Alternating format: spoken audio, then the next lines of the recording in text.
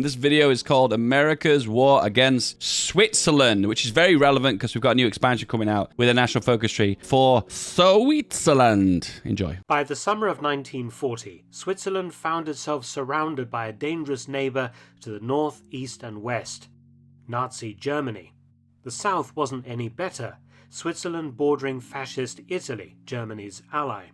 As the war progressed, Switzerland became both a place of refuge for escaping Allied POWs on the run from camps in Germany and Italy, and also a safe place to land stricken bombers that couldn't make it back to Allied airfields.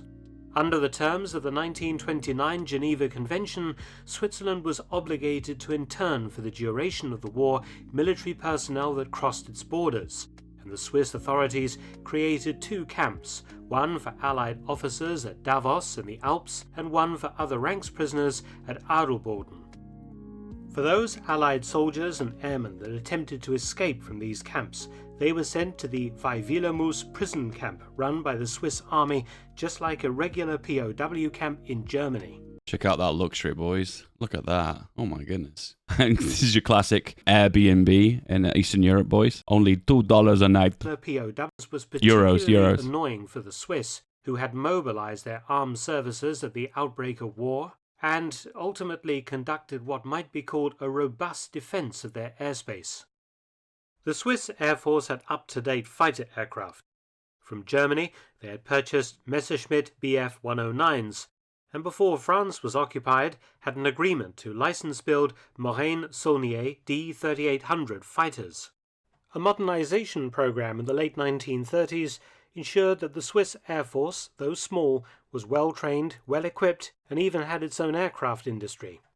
Aircraft were even based in caverns to protect against air attack, and an integrated air raid warning service backed up the Air Force and civil defense. Frontline defense rested on single-seat interceptors, including 90 purchased from Germany in the late 1930s, augmented by the license-built French fighters and over 150 domestically manufactured fighter bombers.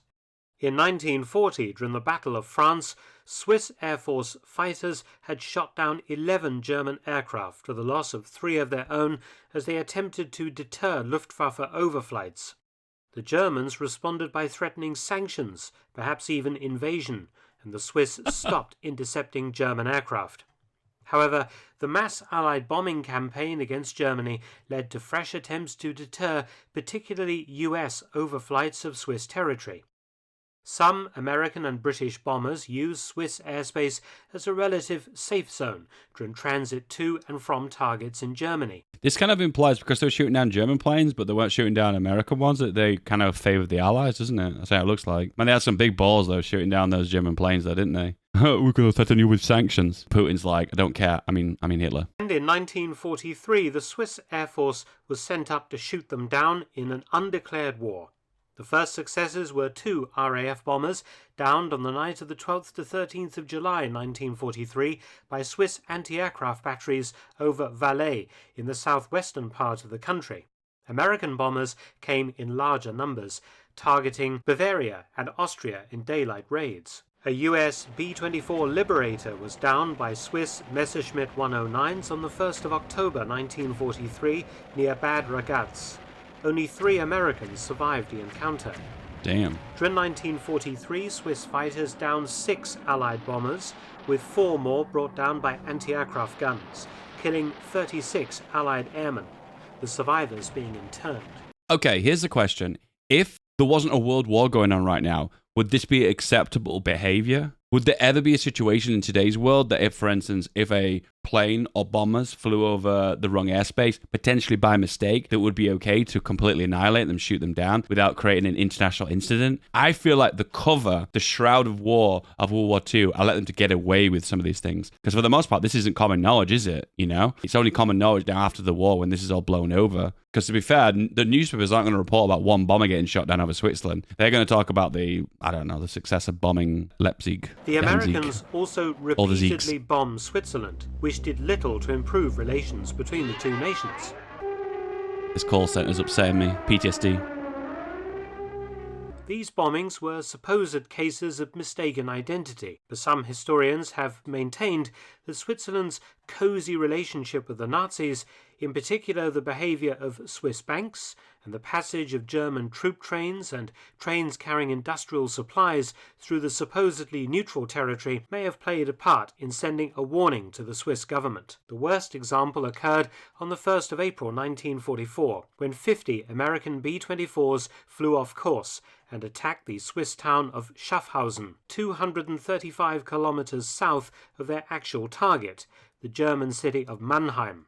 The B-24s deposited 60 tons of bombs on Schaffhausen, killing 40 Swiss, injuring 270 and destroying a fair amount of the town. An Allied investigation found that bad weather and a much higher than normal wind speed had confused the American navigators, leading to the tragedy, for which the US government paid the Swiss $4 million by way of an apology. Relations between the US and Switzerland remain strained, as evidenced by a full-blown air battle that took place a few months later. This is interesting too, because in the new expansion pack coming out, we're obviously going to have to deal with trying to remain neutral to all nations around them. In these instances, you've got to kind of, I guess, try your absolute best under these mistakes not to favor one side over another due to like an incident like this. I wonder if this is going to be available as an event, maybe. Potentially the idea of foreign nation bombing you by mistake and seeing how you want to deal with them, potentially moving you out of neutrality. I suppose it'd be kind of cool for roleplay, I guess, because if you wanted to intentionally leave neutrality, you could be like, it wasn't an accident. You tried to bomb us. Boom, war. Another aerial incident with the Germans occurred on the night of the 28th to 29th of April 1944,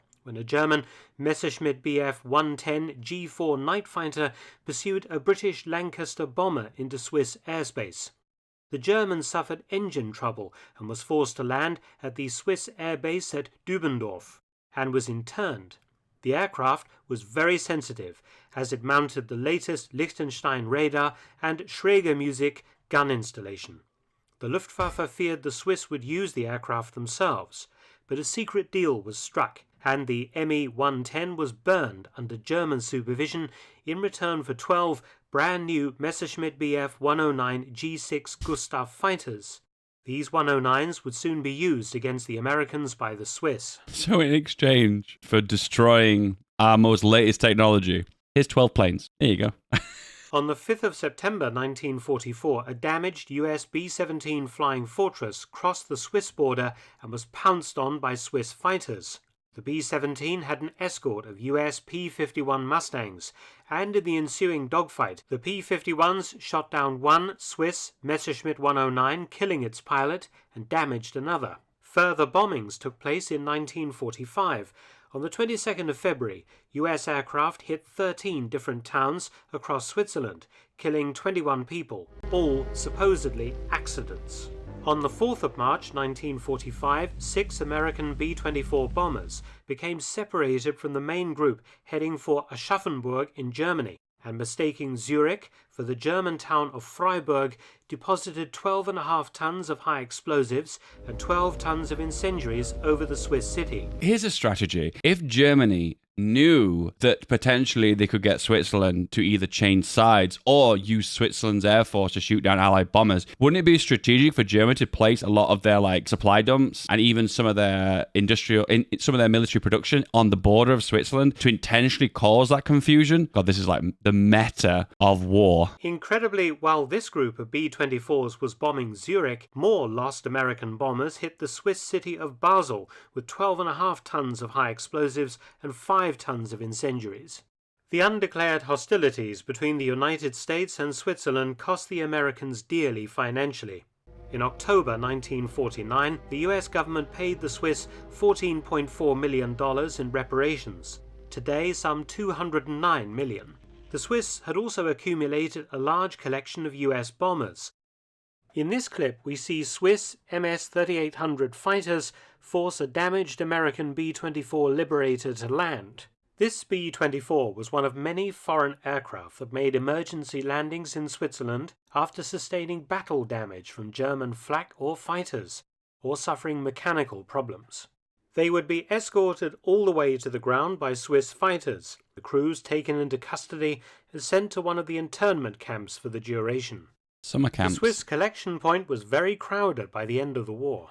After the war, the B-24s and We've stolen so many planes. We now have a museum, the Swiss Foreign Airport Museum. It's interesting how many of these events are going to sneak in to a historical Swiss path, because it's going to be really cool, the idea that you do remain neutral. Obviously offers you no benefits, but at the end of the day, it's a war game, isn't it? So you end up going to be at war with the Axis or the Allies, depending how the war goes. So it's going to be kind of really, really fun to see how, let's say, if the Allies were bombing you accidentally, that you have the ability to kind of like sanction them or ask for compensation or hurt relations, so they potentially could get join the Axis. At the end of the day, that's got to be what happens, because otherwise you can't just sit in the game and do nothing on a historical Switzerland path. That's just going to be pointless. Surprisingly, how much of the Swiss Air Force was actually used in the war, actually. Collecting American bombers. Hey, you made it to the end. Now, this is the video you want.